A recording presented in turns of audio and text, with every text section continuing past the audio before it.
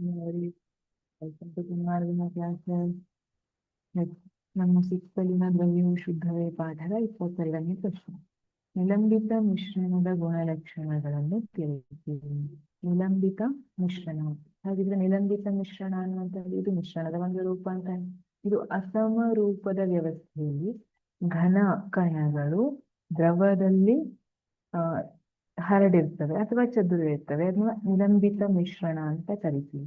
ಹಾಗಿದ್ರೆ ಇದ್ರ ಗುಣಲಕ್ಷಣಗಳು ಏನು ನೋಡೋಣ.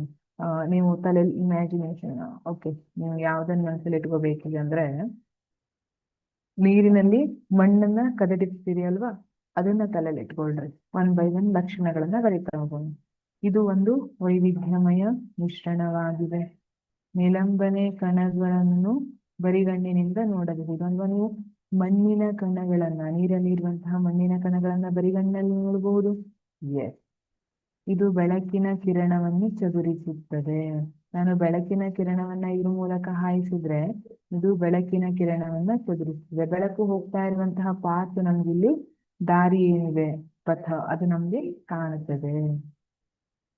ನಿಲಂಬನೆ ಅಸ್ಥಿರವಾಗಿದೆ. ಸ್ಥಿರವಾಗಿದೆ ಅಂದ್ರೆ ಏನು? ಹಾಗಿದ್ರೆ ಇಲ್ಲಿ ನಾನು ಮಣ್ಣನ್ನ ಕದಡಿದ್ದೀನಿ ನೀರಲ್ಲಿ ಸ್ವಲ್ಪ ಹೊತ್ತು, ಅದನ್ನ ಏನೂ ಡಿಸ್ಟರ್ಬ್ ಮಾಡಿದೆ ಹಾಗೆ ಇಟ್ಟೆ ಅಂದ್ರೆ ಈ ಮಣ್ಣಿನ ಕಣಗಳೇನಾಗ್ತವೆ, ಸ್ವಲ್ಪ ಸಮಯ ಬಿಟ್ಟು ತೆಳಗ್ ಬಂದು ಕೂತ್ಕೊಂಡಿರ್ತವೆ ಅಲ್ವಾ. ಹಾಗಾಗಿ ಇದನ್ನ ಏನಂತ ಕರಿತೀವಿ?